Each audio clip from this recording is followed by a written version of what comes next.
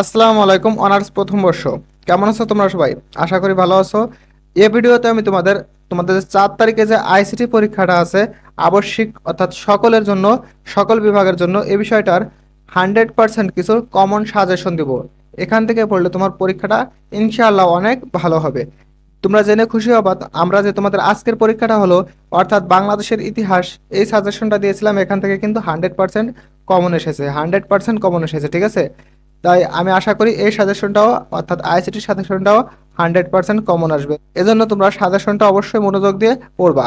দেখো, আমি তোমাদের জন্য মোট 41টা ইম্পর্টেন্ট কোশ্চেন দিয়েছি, ঠিক আছে? এর মধ্যে কোনটা কত পার্সেন্ট ইম্পর্টেন্ট সেটা উল্লেখ করে দেওয়া আছে, তোমরা দেখে সে অনুযায়ী পড়বা।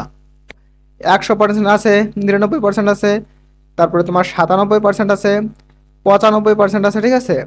এভাবে দেওয়া আছে যে 95% আছে। তোমার কোনটা সবচেয়ে গুরুত্বপূর্ণ সেই অনুযায়ী দেওয়া আছে, ঠিক আছে? তাহলে আসো শুরুতে দেখি। 1 নম্বরে কি আছে প্রশ্নটা, তথ্য ও যোগাযোগ প্রযুক্তি বলতে কি বোঝো? এটা আমি মনে করি সকলের সাজেশন এটা পাবা, যে তথ্য ও যোগাযোগ প্রযুক্তি বলতে কি বোঝো। কারণ তথ্য ও যোগাযোগ প্রযুক্তি হলো তোমাদের সাবজেক্টটা, ঠিক আছে? এই প্রশ্নটা সবার সাজেশনে পেয়ে যাবা। তাই এটা খুবই ইম্পর্টেন্ট, এই জন্য 100% দিয়েছি, ঠিক আছে? কারণ তোমার যে সাবজেক্টটা, সেই সাবজেক্টটা সম্পর্কে, বিষয়টা সম্পর্কে তো তোমার জানা লাগবে, তাই না? তাহলে এটা পড়ে নিবা। দেখো, আইসিটি এর মৌলিক উপাদান সমূহ। আইসিটি তোমার বইটা, তোমার যে বই সেটার মূল উপাদান সমূহ তোমার জানা লাগবে না? দেখো, এই প্রশ্ন দুটো কিন্তু তোমার 100% দেওয়ার কারণ এই এক কারণেই, কারণ তোমার আইসিটি যে সাবজেক্টটা, সেই সাবজেক্টটা সম্পর্কে তোমার অবশ্যই ভালো করে জানা লাগবে। তো এই দুটো ভালোভাবে পড়বা, দুইটা থেকে একটা চলে আসবে, ঠিক আছে? ভিডিওর শেষের দিকে তোমরা কিভাবে ফ্রিতে এই পিডিএফটা পাবা এই বিষয়টা তোমাদের জানিয়ে দেবো। এজন্য অবশ্যই তোমরা একটা লাইক কমেন্ট করবে এবং বন্ধুদের শেয়ার দিয়ে দেখার সুযোগ করে দেবে এবং আমাদের চ্যানেলটা সাবস্ক্রাইব করবা। এখন দেখো, 3 নম্বরে আছে আইসিটি সেন্টারে ক্যারিয়ারের সুযোগ সমূহ বর্ণনা করো। কম্পিউটারের প্রজন্ম বর্ণনা করো। কম্পিউটার প্রজন্ম, শুরু থেকে তো কম্পিউটার আর এমন আপডেট ছিল না, তাই না? বর্তমান যুগে যে আপডেট। তাহলে 5 নম্বরে আছে কম্পিউটারের কেন্দ্রীয় প্রক্রিয়াকরণ বিভিন্ন অংশের বর্ণনা দাও। 6 নম্বরে আছে হার্ডওয়্যার ও সফটওয়্যারের মধ্যে পার্থক্য দেখাও। 7 নম্বরে আছে র্যাম ও রোম এর মধ্যে পার্থক্য দেখো। 8, অপারেটিং সিস্টেম কি। 9, অ্যাপ্লিকেশন সফটওয়্যার কি। 4টি অ্যাপ্লিকেশন সফটওয়্যারের নাম লেখো। 10, সিস্টেম ইউনিটের প্রধান উপাদানসমূহ বর্ণনা করো। এটা 97%। 11, মাইক্রোসফট অফিস কাকে বলে, এর কাজ বর্ণনা করো। এটা 99%। 12 নম্বর আছে ওয়ার্ড প্রসেসর কি, কয়েকটি ওয়ার্ড প্রসেসিং এর নাম লেখো। 13 নম্বর আছে ডকুমেন্ট সংরক্ষণের ধাপসমূহ বর্ণনা করো। 14 নম্বর আছে টুলবার ও মেনুবারের মধ্যে পার্থক্য আলোচনা করো। 15 নম্বর আছে রিপ্লেস বা ফাইন্ড এর মধ্যে পার্থক্য লিখো। 16 নম্বর আছে ওয়ার্কশিট প্রিন্ট করার আগে প্রিন্ট প্রিভিউ অপরিহার্য, উক্তিটি সপক্ষে যুক্তি দাও। 17 নম্বর আছে চার্ট ও গ্রাফের মধ্যে পার্থক্য বর্ণনা করো।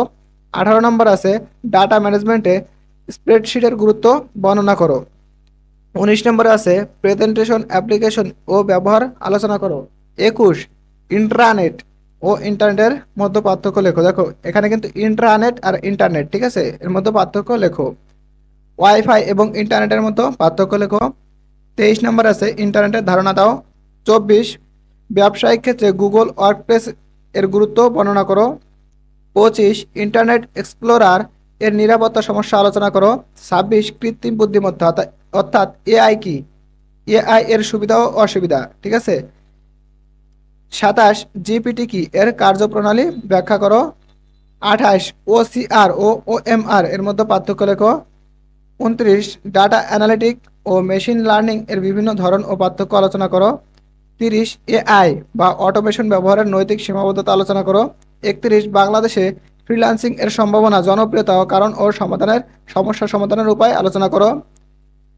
32, আপওয়ার্ক কি, আপওয়ার্ক কিভাবে ফ্রিল্যান্সিং করা যায়, ঠিক আছে, আপওয়ার্কে কিভাবে ফ্রিল্যান্সিং করা যায়। 33, একটি আকর্ষণীয় ফ্রিল্যান্সিং প্রোফাইল তৈরি করার ধাপ লেখো। 34, ডিজিটাল মার্কেটিং এর প্রকারভেদ আলোচনা করো। 35, ম্যালওয়্যার ও ভাইরাসের মধ্যে পার্থক্য লেখো। 36, তথ্য নিরাপত্তার হুমকিসমূহ বর্ণনা করো। 37, সফটওয়্যার পাইরেসি ধরনসমূহ আলোচনা করো। 38, কপিরাইট কি, ডিজিটাল কন্টেন্ট সুরক্ষায় কপিরাইট ভূমিকা আলোচনা করো। 39, সাইবার অপরাধ প্রতিরোধে সরকারের ভূমিকা মূল্যায়ন করো। 40 তথ্য ঝুঁকি ও ব্যবসায়িক ঝুঁকির মধ্যে পার্থক্য লেখো। 41 ডিজিটাল বাংলাদেশ বাস্তবায়নে আইসিটি পলিসি এর অবদান ব্যাখ্যা করো।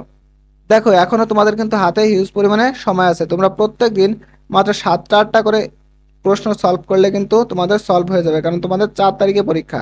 আর প্রশ্ন দিয়েছে আমি মাত্র 41টা, ঠিক আছে? এখান থেকে তোমার 100% কমন চলে আসবে। আর কোনগুলো সবচেয়ে গুরুত্বপূর্ণ সেগুলো দেখো, 100% দেওয়া আছে, 99% দেওয়া আছে, 97% দেওয়া আছে, 95% দেওয়া আছে। তোমরা গুরুত্ব অনুযায়ী সেগুলো পড়বা, ঠিক আছে? 100% যেগুলো দেওয়া আছে সেগুলো তোমরা একটা প্রশ্নও বাদ দিবা না, একটা প্রশ্ন বাদ দিবা না, ঠিক আছে? 100% এবং 99%। কিন্তু 97% 95% তোমরা পড়ে না পারলে সেগুলো বাদ দিবা। দেখো শুরুতে যারা দেখবা সাজেশনটা, অর্থাৎ সময় থাকতে তোমরা কভার করতে পারবা এমন সময় যারা দেখবা, তারা অবশ্যই সকল 41টা প্রশ্নই 100% পড়ে নেবা, ঠিক আছে? 100% পড়ে ফেলবা 41টা প্রশ্নই। কিন্তু যারা শেষের দিকে দেখবা সময় কম, তারা শুধুমাত্র 99% এবং 100% যেগুলো দেওয়া আছে এগুলো সলভ করার চেষ্টা করবা। আশা করি বুঝাইতে পারছি। এখন তোমরা পিডিএফটা কোথায় পাবা? পিডিএফটা আমি আমার ভিডিওর ডেসক্রিপশন বক্স কিংবা কমেন্ট বক্সে লিংক দিয়ে রাখবো, তোমরা সেখান থেকে ডাউনলোড করে নেবে। আর অবশ্যই সকল সাজেশন পেতে এবং শিক্ষা সম্পর্কিত যে কোনো সঠিক নিউজ সবার আগে পেতে অবশ্যই আমাদের চ্যানেলটা সাবস্ক্রাইব করে রাখবা। তো ভালো থেকো তোমরা সবাই, আল্লাহ হাফেজ।